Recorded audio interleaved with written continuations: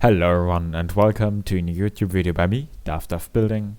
I have come out of my building cave because the Rust community needs my help. Today, like in my first video, I will talk about a YouTuber that uploaded a base that he likes to call the best, when in fact it is anything but good. Some of you probably already know who I'm talking about, but for those who don't, it's none other than my gaming experience. With his newest base, and not forgetting the follow-up video in which he claims to have fixed it.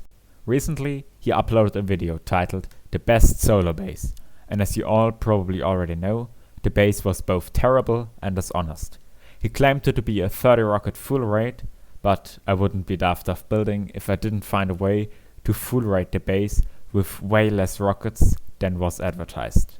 Without further ado, let me show you how to both educate my gaming experience and also demonstrate how strong splash damage can truly be. Firstly, we are gonna shoot the first 4 rockets next to this window in order to simultaneously splash damage the armored roof and open up the base. This is because roof takes splash damage through layers of honeycomb. Next, we're gonna shoot rockets right here. Since the garage door faces towards us, we can see a little part sticking through the roof. This can be exploited to allow us to simultaneously splash both the roof and the door, lowering the rate cost by an additional 3 rockets. Once the door is broken, start shooting the bottom right corner of the roof in order to splash into the secondary loot room as well.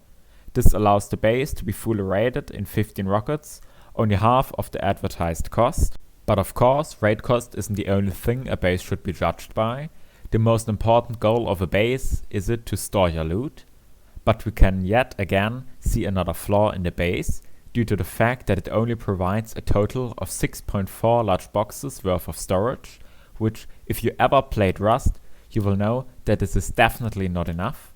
If you want to learn how to build an efficient loot room, I'll leave a link to an entire video dedicated to it in the description below. Another important thing is expandability, which also is claimed by my gaming experience. Even though the base, until completely finished, doesn't have any form of an airlock, it barely gives you enough storage to even store the materials to build the base, alongside being hard to walk through, and in general lacking any form of actual expandability or utility in form of something like space for a research table or repair bench. In summary, the base is completely disconnected from actual Rust. You can clearly tell that the space was thought up in his head or created in Fortify without any consideration for the actual game. Building the space would give you a huge disadvantage. By having very little storage, no space for utility items like a research table or repair bench, because stats like those can't be used to generate views, when in reality they are way more important than vaults to TC. After I pointed out how easy it is to raid the space, I not only got banned from his Discord server, but also had my comments deleted from his videos. However, I was later unbanned because of him supposedly confusing me with someone else. My strong criticism is what led to this response video, where he claimed to have fixed the base, when in reality it was nothing but a band-aid fix, where all that he did was adding a few extra layers of honeycomb.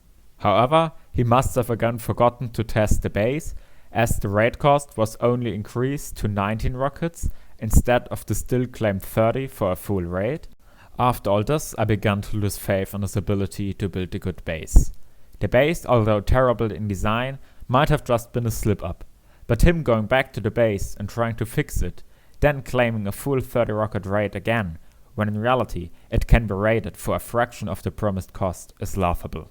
But how do we rate it that easy? Well, the answer lies in the problem of many YouTube bases that only focus on clickbaiting half.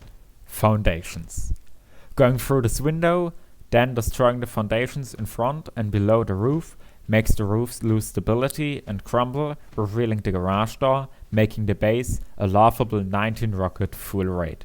This may not be important to some of you watching, but when you consider that he had time to think about the original base he built, and then even more time to develop those ideas after the original had failed, it puts into question the legitimacy of what he is talking about.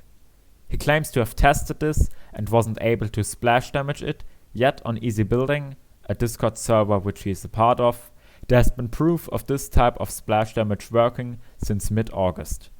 This just proves that he doesn't test his bases, or is just extremely bad at doing so.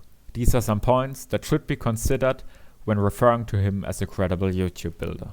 The concept of the space as a small solo base with strongly protected TC loot room and secondary utility/storage room that are spaced apart to increase the raid cost is good, but the execution of it was quite poor. This type of bunker costs way too much hardcore to build for how incredibly inefficient it is. I would personally have just used something like my unlootable vending machine loot room, which provides better storage and protection, link in the description below.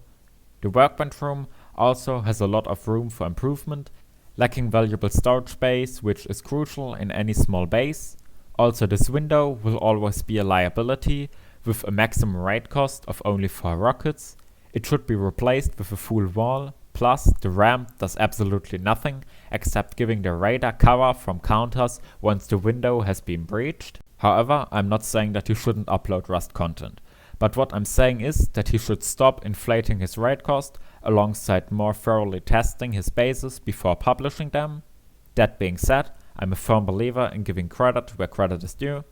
His videos are very high quality, in my opinion probably some of the best in the Rust building scene. He has been an inspiration for me in video editing, even though I'm not nearly as good as him. This was the video, thank you all for watching. If you enjoyed it, don't forget to subscribe. Until next time, later!